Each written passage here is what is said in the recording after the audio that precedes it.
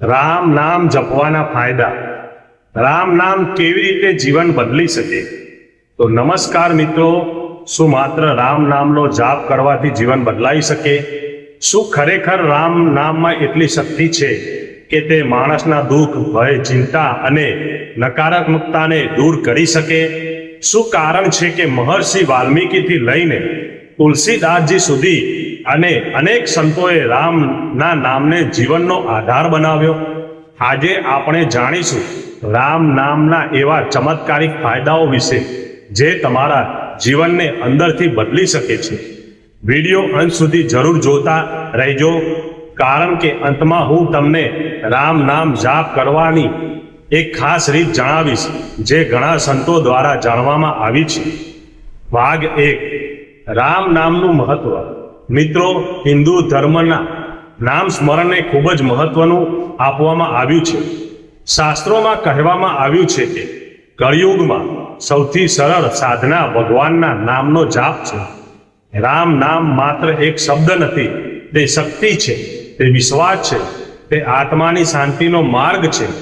સંત તુલસીદાસજી કહે છે કે રામ નામ પોતે ભગવાન કરતાં પણ વધુ કલ્યાણકારી છે, કારણ કે ભગવાન સુધી પહોંચવાનો સૌથી સરળ માર્ગ તેમના નામ દ્વારા જ છે. ભાગ 2, રામ નામથી મનને શાંતિ મળે છે. આજના સમયમાં મોટા ભાગના લોકો તણાવ, ચિંતા અને ડિપ્રેશનથી પરેશાન છે.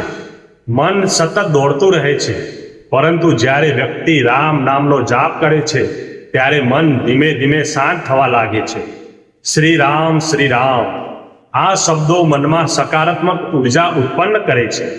ઘણા આધ્યાત્મિક ગુરુઓ કહે છે કે રોજ 10 મિનિટ રામ નામનો જાપ કરવાથી મનમાં સ્થિરતા આવવા લાગે છે. ભાગ 3, નકારાત્મકતા દૂર થાય છે. ઘરમાં ઝઘડા રહેતા હોય, વારંવાર ખરાબ વિચારો આવતા હોય, ડર લાગતો હોય તો રામ નામનો જાપ ખૂબ જ લાભદાયક માનવામાં આવે છે.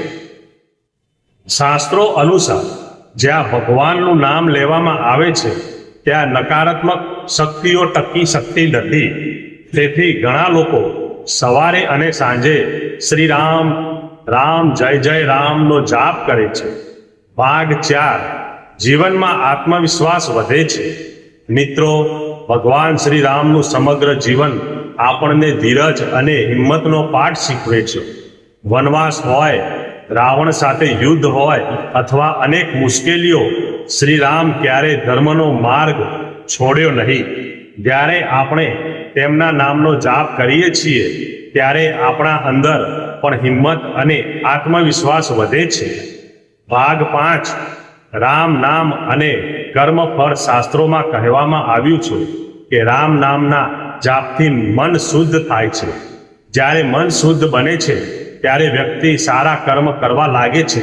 સારા કર્મોથી જીવનમાં સકારાત્મક પરિવર્તન આવે છે.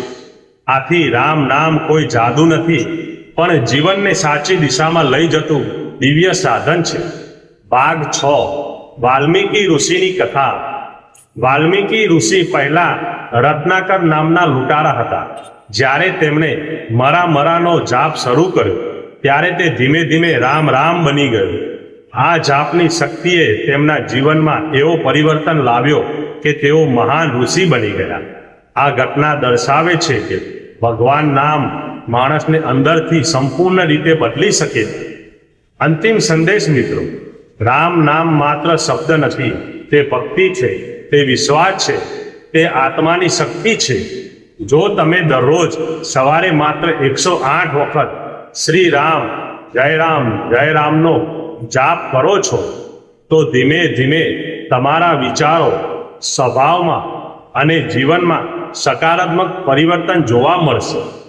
યાદ રાખો, ધનથી સુખ મળી શકે છે, પરંતુ મનની શાંતિ ભગવાનના નામથી જ મળે છે. જો તમે આ માહિતી ગમી હોય તો વિડીયોને લાઈક કરો, ચેનલને સબસ્ક્રાઈબ કરો અને કોમેન્ટમાં લખો જય શ્રી રામ.